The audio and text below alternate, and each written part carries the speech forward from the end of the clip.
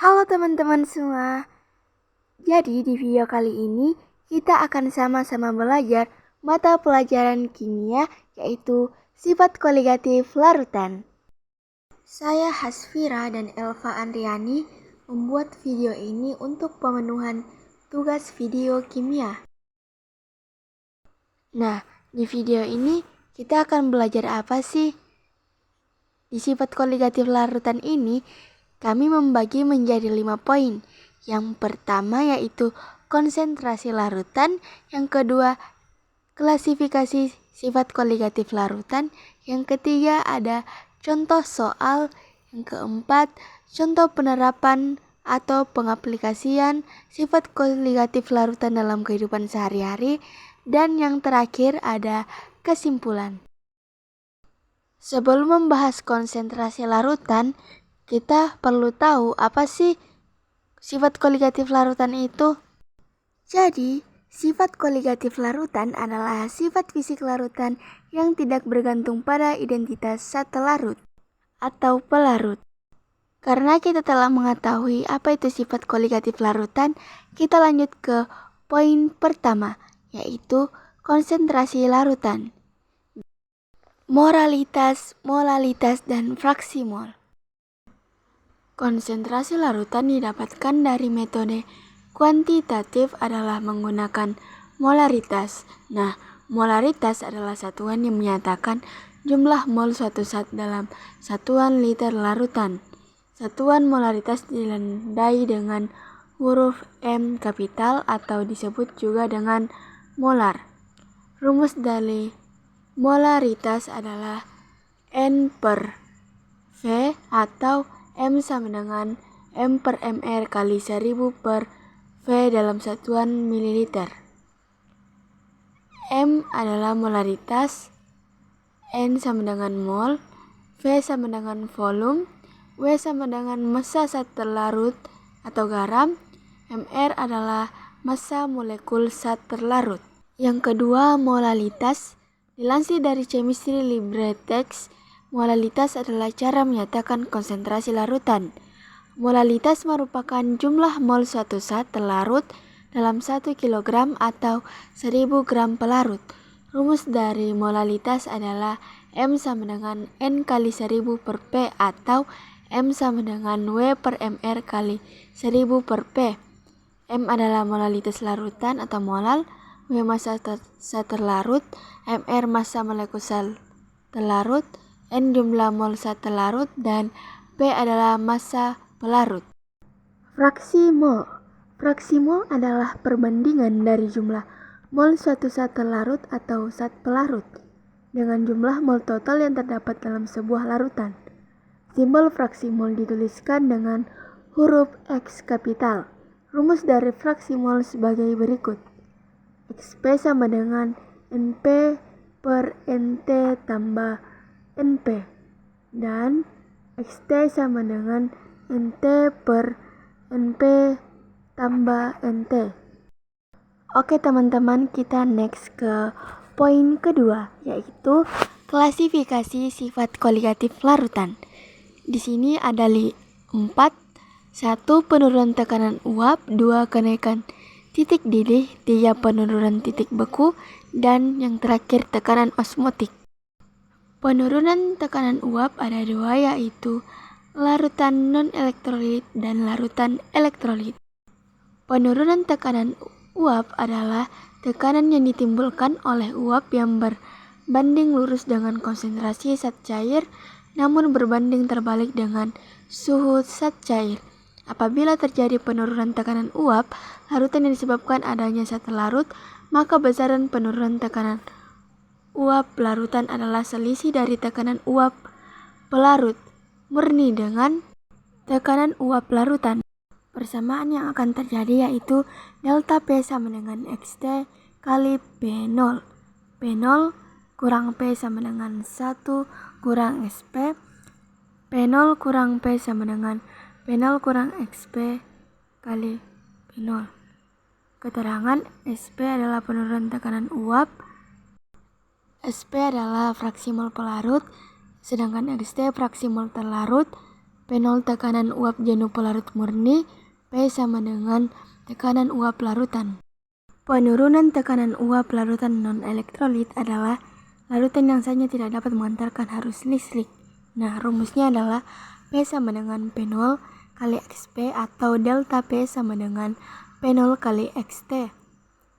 Dengan keterangan seperti yang di samping.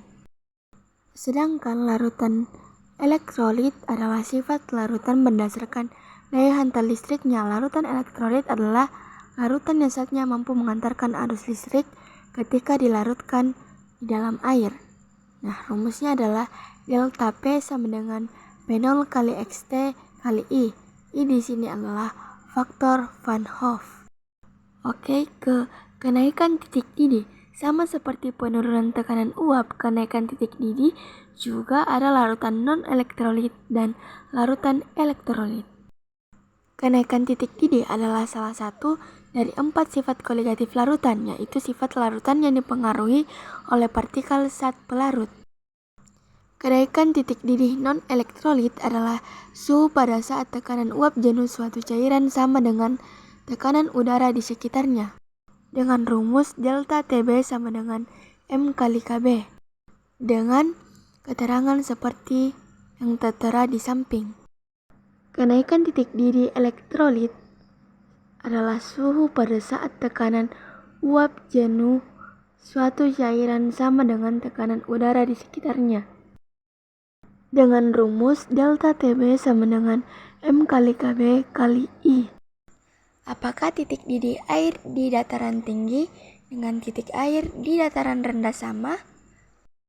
Berikut ilustrasi titik didih air di dataran tinggi dan titik didih air di dataran rendah.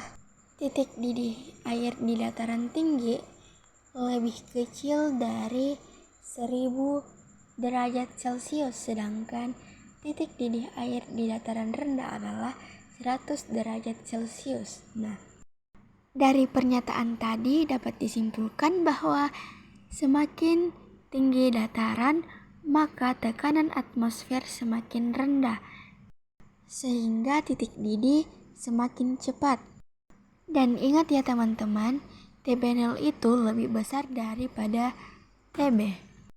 Selanjutnya penurunan titik beku yang juga terbagi atas larutan non-elektrolit dan juga larutan elektrolit. Penurunan titik beku adalah penurunan titik beku pelarut akibat penambahan zat larut yang tidak mudah menguap. Penurunan titik beku larutan non-elektrolit hanya memiliki satu ion saja yang tidak mungkin mencukupi kebutuhan titik beku yang diinginkan. Nah, rumus dari penurunan titik beku larutan non-elektrolit adalah delta TF sama dengan M kali KF atau delta TF sama dengan A per MR kali 1000 per P kali KF. Larutan elektrolit dengan rumus delta TF sama dengan M kali KF kali I. Delta TF sama dengan A kali MR kali 1000 per P kali KF kali I. Jadi perbedaan rumusnya adalah jika larutan elektrolit maka ditambahkan I. Klasifikasi yang terakhir adalah tekanan osmotik. Tekanan osmotik adalah tekanan hidrostatik yang terbentuk dalam larutan yang lebih pekat saat osmosis terjadi. Tekanan osmotik inilah yang akan mempertahankan kesetimbangan osmotik antara suatu larutan dan pelarut murninya yang dipisahkan oleh membran semipermeabel.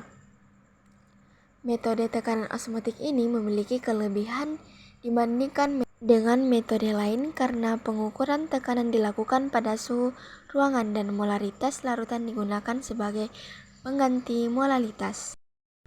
Tekanan osmotik larutan non-elektrolit dengan rumus P sama dengan M kali R kali T atau P sama dengan A per MR kali 1000 per ml kali R kali T. Sedangkan rumus dari tekanan osmotik larutan elektrolit adalah P sama dengan M kali R kali T kali I. P sama dengan A per MR kali 1000 per ml kali R kali T kali I dengan keterangan seperti yang tertera di samping. Selanjutnya kita masuk ke poin ketiga, yaitu contoh soal. Di sini kami mengambil contoh soal dari kenaikan titik didih dan penurunan titik beku. Dari contoh soal 1 dapat diketahui bahwa massa zat X 18 gram, Tb larutan 100,208 derajat Celcius, massa air 250 gram, dan Kb air 0,52 derajat Celcius per meter. Nah, langkah yang pertama kita harus menentukan kenaikan titik didih larutan. Delta Tb sama dengan Tb larutan kurang Tb pelarut, yaitu 100,208 derajat Celcius kurang 100 derajat Celcius sama dengan 0,208 derajat Celcius. Nah, langkah yang kedua menghitung Mr zat X dengan rumus delta Tb sama dengan Kb kali A per Mr kali 1000 per B, maka Mr sama dengan Kb kali A per delta Tb kali 1000 per B sama dengan 0,52 derajat Celcius per meter kali 18 gram per 0,208 derajat Celcius kali 1000 per 250 gram sama dengan 180. Jadi Mr zat X adalah 180. Yang ditanya dari contoh soal 2 adalah titik beku larutan atau TF. Nah, cara mengerjakannya yang pertama adalah mengidentifikasi zat. Nah, KCl di sini ada K+ tanpa Cl-.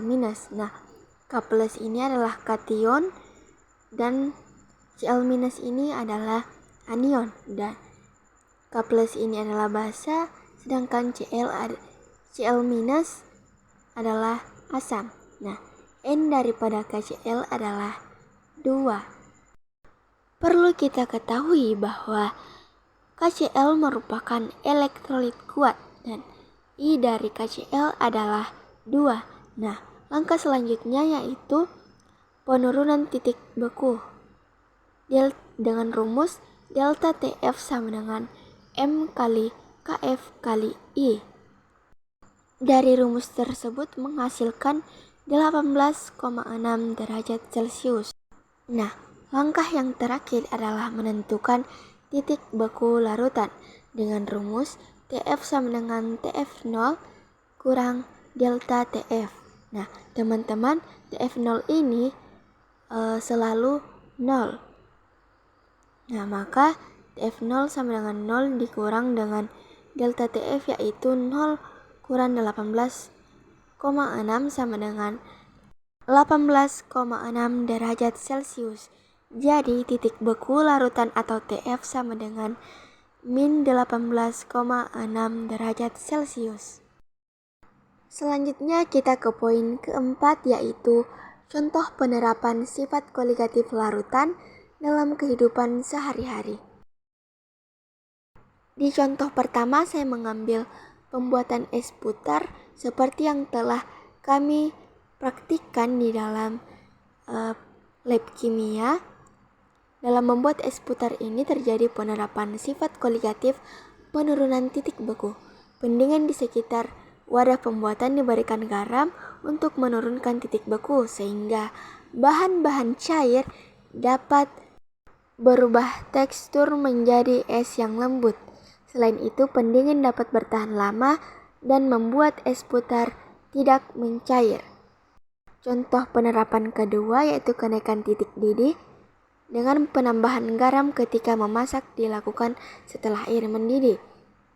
Tujuannya sebagai tindak pencegahan agar pada proses pemasakan tidak terlalu lama. Contoh ketiga adalah laut mati. Laut mati ini merupakan contoh penerapan sifat koligatif dalam penerapan penurunan tekanan uap pelarut oleh zat-zat terlarut.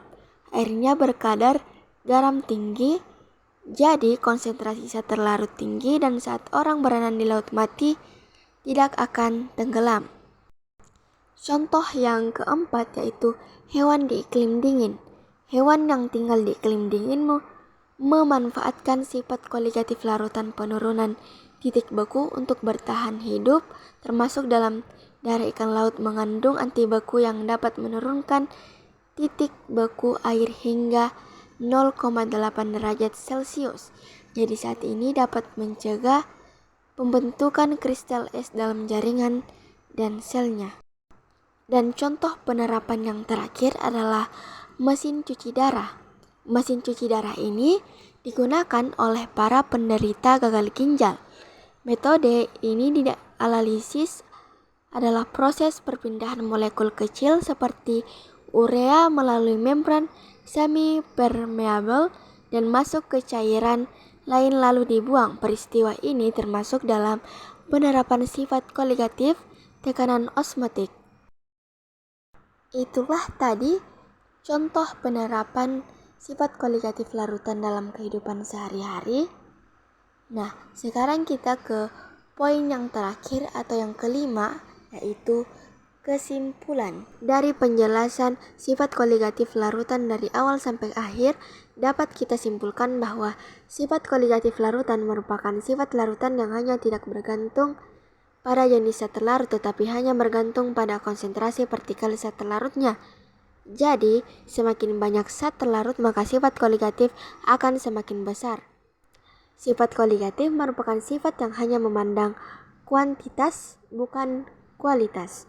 Klasifikasi koligatif larutan ada 4 yaitu penurunan tekanan uap, kenaikan titik didih, penurunan titik beku, dan tekanan osmotik. Terima kasih karena sudah menonton sampai akhir. See you di tugas selanjutnya teman-teman.